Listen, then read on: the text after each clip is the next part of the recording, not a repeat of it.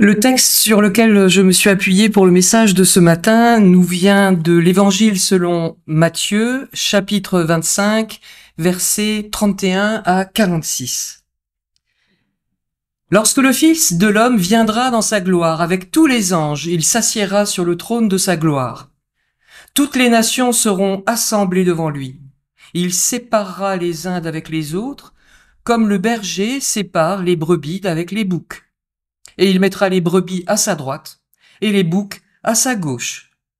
Alors le roi dira à ceux qui seront à sa droite, « Venez, vous qui êtes bénis de mon Père, prenez possession du royaume qui vous a été préparé dès la fondation du monde. Car j'ai eu faim, et vous m'avez donné à manger, j'ai eu soif, et vous m'avez donné à boire, j'étais étranger, et vous m'avez recueilli. J'étais nu, et vous m'avez vêtu. J'étais malade, et vous m'avez visité. J'étais en prison, et vous êtes venus vers moi. » Les justes lui répondront, « Seigneur, quand t'avons-nous vu avoir faim, et t'avons-nous donné à manger? Ou avoir soif, et t'avons-nous donné à boire? Quand t'avons-nous vu étranger, et t'avons-nous recueilli? Ou nu, et t'avons-nous vêtu? Quand avons-nous vu malade ou en prison et sommes-nous allés vers toi? » Et le roi leur répondra, « Je vous le dis en vérité, toutes les fois que vous avez fait ces choses à l'un de ces plus petits de mes frères, c'est à moi que vous les avez faites. » Ensuite il dira à ceux qui seront à sa gauche, « Retirez-vous de moi, maudits, allez dans le feu éternel qui a été préparé pour le diable et pour ses anges. Car j'ai eu faim et vous ne m'avez pas donné à manger, j'ai eu soif et vous ne m'avez pas donné à boire. J'étais étranger, et vous ne m'avez pas recueilli. J'étais nu, et vous ne m'avez pas vêtu. J'étais malade et en prison, et vous ne m'avez pas visité. » Ils répondront aussi, « Seigneur, quand avons-nous vu ayant faim, ou ayant soif, ou étranger, ou nu, ou malade, ou en prison, et ne t'avons-nous pas assisté? » Et il leur répondra, « Je vous le dis en vérité, toutes les fois que vous n'avez pas fait ces choses à l'un de ces plus petits, c'est à moi que vous ne les avez pas faites. Et ceux-ci iront au châtiment éternel, mais les justes à la vie éternelle. » Alors c'est un texte qui dérange encore, un texte qu'on voudrait bien oublier, ou ne pas trop en discuter parce que d'abord, il fait peur. Et qu'ensuite, il semble carrément contredire ce qui fait notre ADN de protestant. Rien que la grâce. Le jugement dernier. Donc on va tous y passer, en fonction de ce qu'on aura fait de bien ou de mal pendant notre temps sur terre. Ça fait penser à l'enfer et au paradis, ça fait peur évidemment. Mais je voudrais juste commencer en disant que on a faux sur toute la ligne. Parce que si parfois, souvent, on est bon, combien de fois ne sommes-nous pas parfaits, mauvais, parfaits, mauvais? Alors, voilà, on est perdu. Et nous viennent des images, faites pour d'ailleurs, qui rappelleraient qu'à la fin de notre vie terrestre, il va falloir rendre des comptes. Et voici la fameuse fresque de Michel-Ange sur le jugement dernier. Elle se trouve à la chapelle Sixtine, au Vatican. C'est une fresque exceptionnelle. Mais le sujet n'est pas exceptionnel. À la fin du Moyen-Âge, on trouvait très fréquemment des œuvres représentant le jugement dernier au fond des églises, comme un ultime rappel fait aux paroissiens au moment de leur sortie, à la fin de la messe. Un rappel effrayant, car les personnes arrachées vers les tréfonds de la terre étaient dessinées de manière à heurter, à frapper les esprits, à faire peur. Mais est-ce que la peur, elle fait avancer? Voici donc presque au milieu de la fresque, les anges qui annoncent la fin des temps. À grands coups de trompette, en présentant des livres pour en attester, c'était écrit, comme s'ils proclamaient, c'est la fin de la récré maintenant. Il faut rendre des comptes. Et en bas à droite, il y a la descente des damnés au fond, emportés, arrachés d'une manière très brutale par des êtres cornus. Ici, Un homme terrifié, atterré, au regard perdu, attrapé sans ménagement. Imaginez l'effet de cette représentation sur les esprits, à une époque où il y avait des guerres, des famines, des épidémies. La mort, elle était une compagne au quotidien. On était au XVIe siècle. Mais je repose la question. La peur fait-elle avancer? Souvent, la peur, elle paralyse sur place, comme un lapin dans le faisceau des phares d'une voiture. La peur, elle fait fuir aussi. On ne réfléchit pas, on cherche juste à sauver sa peau. Alors ces fresques, ces peintures sur le jugement dernier, elles pensaient faire un rappel salutaire, pédagogique, que c'est dans le monde que nous sommes attendus, dans la vie concrète, avec mes semblables, et que de toute façon, que j'agisse ou que je n'agisse pas, que je parle ou que je me taise, tout cela a des conséquences sur mes frères et sœurs, dans ma famille, au travail, dans la rue, avec de parfaits inconnus. C'est pas un message qui devrait nous étonner, c'est juste la méthode pour faire passer le message qui est assez terrifiante. Car ceux dont Jésus parle, les affamés, les assoiffés, les étrangers, les démunis, les malades, les jetés en prison, le prophète Ésaïe déjà nous invitait à les regarder. C'est au chapitre 58 du livre d'Ésaïe. Voici le jeûne auquel je prends plaisir. Détache les chaînes de la méchanceté, dénoue les liens de la servitude, renvoie libre les opprimés, et que l'on rompe toute espèce de joug. Partage ton pain avec celui qui a faim, et fais entrer dans ta maison les malheureux sans asile. Si tu vois un homme nu, couvre-le, et ne te détourne pas de ton semblable.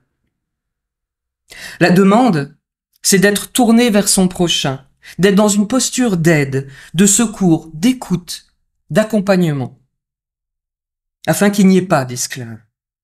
Bien sûr, aujourd'hui, il n'y a presque plus de vrais esclaves au sens où on l'entend, en tout cas dans nos pays occidentaux. Un esclave, c'est quelqu'un qui travaille gratuitement pour un maître. Je dis presque plus, parce que ailleurs, dans certains pays, pour une dette, pour payer son dû, il arrive qu'on doive se vendre comme travailleur gratuit, vendre sa force de travail à son créancier, ou qu'on lui donne d'ailleurs même son enfant, qui grandira dans la servitude. Ce type d'esclavage, presque éradiqué dans nos sociétés d'abondance, mais je mets bien des guillemets autour de sociétés d'abondance, car l'abondance, elle n'est pas pour tous. Il y a un autre type d'esclavage, plus pernicieux peut-être, car nous l'avons choisi, car nous nous y sommes jetés à corps perdu. C'est l'esclavage de « je dois posséder, je dois consommer, je dois me fondre dans le moule et être riche d'objets ». C'est aussi l'esclavage des addictions qui détruisent à petit feu la personne et par ricochet son entourage proche. La demande, c'est aussi d'agir afin que personne n'ait faim. La faim là-bas, on y est presque habitué. La faim d'ici, dans nos sociétés, on la découvre de plus en plus dans cette société d'abondance. On apprend que certaines associations sont tellement débordées par les demandes de colis alimentaires qu'elles n'ont que deux choix. Soit donner moins à chacun, soit ne plus donner à certains, en resserrant les critères. C'est comme faire un hit-parade de la pauvreté. On ne peut pas le leur reprocher à ces associations. C'est ainsi, le gâteau, il a toujours la même taille, mais il faut le partager entre plus de personnes. La demande, c'est aussi de laisser une place aux sans-asile. Ésaïe, un prophète d'il y a longtemps, on dirait qu'il écrit pour nous aujourd'hui. Quand notre société d'abondance se demande comment ou si elle doit accueillir les zodiaques, plus précisément les survivants de la traversée de la Méditerranée en zodiaque, il y aurait les bons réfugiés, allez au hasard on va dire les réfugiés climatiques, et puis les autres qui nous lancent un défi. Comment accueillir sans peur, sans préjugés? Et notre société d'abondance, d'ailleurs, elle trouve des solutions qui posent question. Exporter certains de ces arrivants vers un autre pays, moyennant finance, évidemment. On exporte comme si c'était des boîtes de conserve. La demande, c'est aussi de porter secours à celui qui est en danger immédiat. Si tu vois un homme nu, couvre-le. Tout cela est résumé par ces mots du prophète Ésaïe. Ne te détourne pas de ton semblable. Alors ces demandes, ces injonctions, c'est difficile de répondre à chacune, tout le temps, à chaque fois. Il y a de quoi se poser des questions, aujourd'hui comme hier. Est-ce que j'ai nourri la famille? Est-ce que j'ai habillé l'homme nu? Est-ce que j'ai accueilli celui qui n'avait rien où aller? Mais non, bien sûr. Mais si, bien sûr. Parfois, pas toujours, pas à chaque fois. Est-ce que cela fait de moi une personne mauvaise qui va subir le jugement dernier? Est-ce que cela fait de moi une personne que Jésus va placer à sa gauche, avec les boucs? Je dis un peu trop vite, peut-être Jésus, parce que le texte, il parle du Fils de l'homme, mais automatiquement, j'ai écrit Jésus. Le bouc a mauvaise presse, si j'ose dire. Dans les représentations picturales, l'image du bouc, elle est associée souvent au diable, et inversement. Il y a des cornes, les pieds sont fourchus, l'animal est dit lubrique. Donc c'est un être ni vraiment sympathique, ni vraiment fréquentable. Mais alors est-ce qu'on est complètement et tout le temps brebis, à droite de Jésus? Est-ce qu'on est complètement et tout le temps bouc, à gauche de Jésus? C'est inconcevable et cela donne le vertige. Alors est-ce qu'on pourrait faire un petit calcul? Quand j'accueille, je gagne un point, et quand je me tais ou que je n'accueille pas, je perds un point. Et le salut, ça serait une question d'addition et de soustraction, de comptabilité, de peser des âmes. Alors les Égyptiens la pratiquaient, la pesée des âmes, avec là encore des illustrations qui étaient censées mettre un peu au garde à vous. La pesée des âmes dans l'Égypte antique. On pèse le cœur du défunt. Si vous voyez sur la balance, c'est à gauche. Et la balance doit s'équilibrer avec ce qui se trouve dans le plateau de droite, qui est la plume, symbole de la droiture et de la vérité, du dieu Mat, qui représentait la droiture et la vérité. S'il y a équilibre, il y a vie éternelle. Alors cette façon de penser le jugement, elle pose problème. On pèse l'âme ou on pèse les actions? Et dans cette obligation d'arriver à l'équilibre, est-ce que les bonnes actions, si elles sont juste un peu plus nombreuses que les mauvaises actions, vous savez, comme quand on vote, il y a la majorité absolue et la majorité relative, est-ce qu'elles suffisent, ces bonnes actions, à annuler les mauvaises actions? Ces mauvaises actions, alors elles ne comptent plus comme si elles n'avaient jamais existé? Et pourtant, vraiment chaque jour, est-ce que j'ai donné à qui avait faim? Est-ce que j'ai donné à qui avait soif? Est-ce que j'ai donné des vêtements? Ou visiter les emprisonnés, les malades? Est-ce que j'ai accueilli l'étranger? Mais non. J'ai hésité, parfois. Je n'ai pas eu le temps. J'ai passé mon chemin. J'ai réfléchi trop longtemps. Ou même, je n'ai pas voulu. Est-ce qu'on peut annuler cela? Si tout cela a été comme rattrapé par des bonnes actions au moment du jugement. Le jugement, ça vient d'un mot grec qui veut dire, c'est l'action de trier, de distinguer, de choisir. Et par extension, après ce tri, il y a une décision. On tranche, on juge. On tranche, et cela a pour conséquence de retrancher une partie de ceux qu'on juge. Retrancher donc à la gauche de Jésus, les boucs.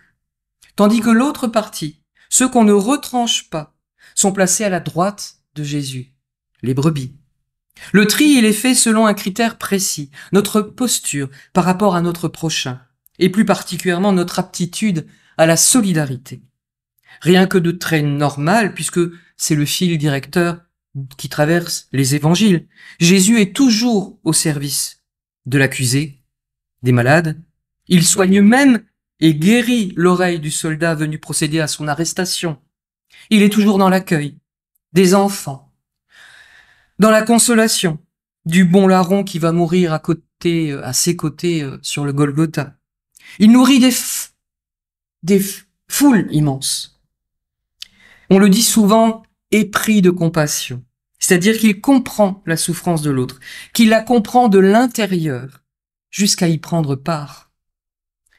La solidarité, j'aimerais la résumer en une formule ancienne, celle de Terence, qui était un dramaturge et un poète latin du IIe siècle avant Jésus-Christ.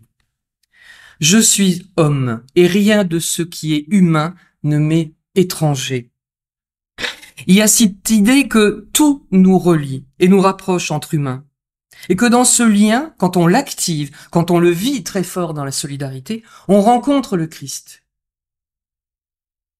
Mais ceux qui ont été mis à droite du Christ, donc les brebis, ne comprennent pas. Elles n'ont pas l'impression d'avoir fait une œuvre exceptionnelle, d'où leur question. Seigneur, quand avons-nous vu avoir faim? Quand avons-nous vu étranger? Quand avons-nous vu malade ou en prison?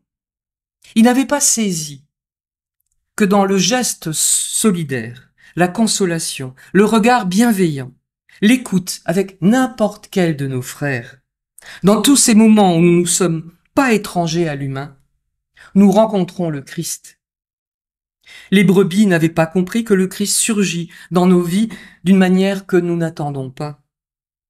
En effet, nous ne reconnaissons pas toujours que nos actions font du bien. C'est comme si nous ignorions la qualité de notre écoute, ou de notre empathie, ou de notre accueil. C'est pas grand-chose, n'est-ce pas? C'est vrai, qu'est-ce qu'un verre d'eau? Qu'est-ce qu'un manteau jeté sur les épaules du démuni? Cela paraît dérisoire. Mais cela donne une autre couleur à notre vie. Et aussi une autre couleur à la vie de celui que nous accueillons, soignons, habillons, écoutons. C'est l'autre, notre prochain, qui seul peut dire combien notre présence a été bénéfique, positive, lui a fait du bien. Pourtant, nous ne sommes jamais tout le temps des brebis. Et d'ailleurs, nous ne sommes jamais tout le temps des boucs. Les boucs non plus n'ont pas compris qu'il leur arrivait de gâcher une occasion de rencontrer le Christ en la personne du pauvre, du désespéré, de l'éprouvé, de l'emprisonné. On balance alors entre le gâchis, l'occasion ratée, et puis la belle rencontre remplie d'amour pour notre prochain qui a soif, qui est nu, qui est seul. Entre gris clair et gris foncé? C'est le titre d'un album de Jean-Jacques Goldman. Je vais vous montrer une autre illustration qui rend compte du gris clair, gris foncé, qui nous montre un bon berger. Il s'agit c'est beaucoup plus vieux que la fresque de Michel-Ange. Il s'agit de la fresque dite du Bon Pasteur qu'on peut voir dans les catacombes de Priscille à Rome. La fresque, elle date à peu près du IIIe siècle de notre ère. À la droite du berger, mouton ou brebis. À la gauche du berger, on le reconnaît, c'est un bouc, on le reconnaît à ses cornes. Et sur les épaules de Jésus, le berger, qu'est-ce que vous voyez? Moi, j'ai zoomé, j'ai cligné des yeux, j'étais pas sûr. Qu'est-ce qu'on voit sur les épaules? Quel animal il a sur ses épaules, Jésus, le bon pasteur? Un bouc, il a les cornes. C'est pas une brebis ou un mouton. Jésus porte un bouc sur ses épaules, comme le berger qui part à la recherche de la brebis perdue. Jésus, lui, il a trouvé, sauvé, et il porte un bouc sur ses épaules, un bouc symbole de la vie perdue, du péché, de la lubricité. Il y a plus de 1800 ans, un artiste a pensé que Jésus pouvait sauver un bouc, que Jésus pouvait avoir envie de sauver un bouc qui a besoin d'aide, peut-être plus qu'un autre. Il accueille, Jésus, la brebis, et il sauve la brebis. Mais un bouc qui ne s'est certainement pas bien comporté, et qui a justement, à cause de cela, il a besoin encore plus d'aide. Entre gris clair et gris foncé, comme du noir et du blanc qui se seraient mélangés, un peu bouc, un peu brebis. Nous sommes tous cela, pas en même temps, pas toujours. Même quand en moi se mélange un peu de bouc avec un peu de brebis, j'ai accueilli le Christ. J'ai vêtu un Christ nu. J'ai visité un Christ en prison. J'ai donné de l'eau au Christ. Alors la division, Le tri entre bouc et brebis, c'est certainement à l'intérieur de nous-mêmes. Et ce qui doit nous remplir d'espoir, c'est que sur une ligne du temps, nous avançons et nous pouvons peindre le présent avec plus de blanc. Et le passé, nous ne pouvons rien y changer, même s'il y a beaucoup de noir. Le Seigneur nous fait grâce. Alors, au lieu de voir la mort comme un bouleversement tragique avec ce jugement qui trie, qui retranche, nous sommes invités à prendre la vie au sérieux, à y mettre plus de blanc. Et je vais finir par un conte juif. Un vieux rabbin demandait une fois à ses élèves à quoi l'on peut reconnaître le moment où la nuit s'achève et où le jour commence. Est-ce que lorsqu'on peut sans peine distinguer de loin un chien d'un mouton, dit-il? Moi je dirais une brebis d'un bouc. Non, dit le rabbin. Les élèves disent, est-ce quand on peut distinguer un dattier d'un figuier? Non, dit le rabbin. Mais alors, quand est-ce qu'on peut distinguer le moment où la nuit s'achève et où le jour commence, demandent les élèves. Le rabbin répond, c'est lorsqu'en regardant le visage de n'importe quel homme, tu reconnais ton frère ou ta sœur. Jusque-là, il fait encore nuit dans ton cœur. Amen.